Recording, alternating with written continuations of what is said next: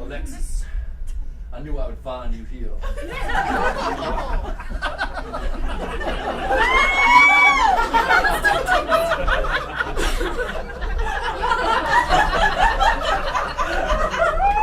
This is the finest sandbar for 15 miles, Drake. Where else would I be? I've been expecting you for over an hour.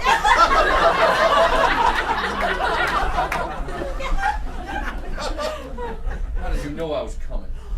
A little birdie told me. A little birdie named Donald, no doubt. Was his name Donald? Yes, I believe it was. I've always been a sucker for sailors without pants.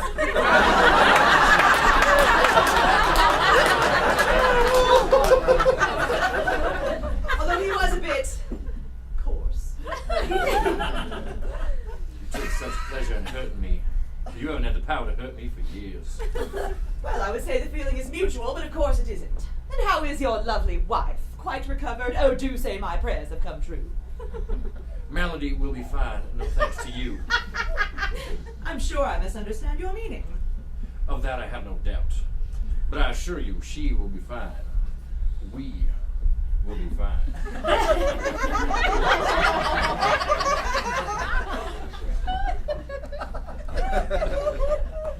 You haven't even asked after the ducklings.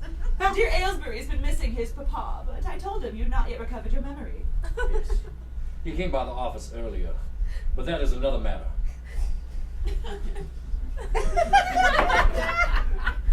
Your plan failed, Alexis.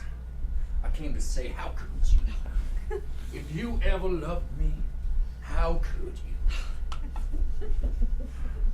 If you could have seen her in that hospital pond, so vulnerable. And of course, her first thoughts were for you, had you survived. And in that moment, I knew I loved her more than I had ever loved her. And I realized that what you and I had was just a shell of the love I feel for her. So I want you to leave this wetlands, Alexis. Pack your pillowcases. Go. I'm terribly sorry that you feel that way. But as I own 51% of this wetlands, I will park my pillowcases where I please, when I please. And as you are currently standing on my 51%, I suggest you leave if my presence is not desired. You pay for this, my dear.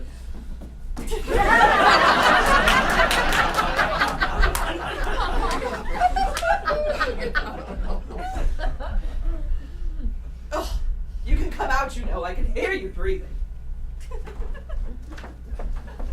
That was quite a scene. Yes, I'm sure it caused all sorts of triumph for you, Melody. Shouldn't you be in your hospital pond? I'm surprised you had the courage to come here, being in such a delicate and vulnerable state. Cut the crap, Alexis. I know what you did. You couldn't stand that Drake and I were happy. That I had given him the nest and eggs that you couldn't anymore. You're right. You're right, I couldn't stand it. But that doesn't make me the villain, does it? Oh, you'll find out soon enough when it's your turn to be cast aside, dear fertile Melody. Your words are forward, but hollow. Drake will never leave me, and you know it. Why? Because they mate for life? Oh, my dear, sweet, fertile, vulnerable young Melody. We are living proof that they don't.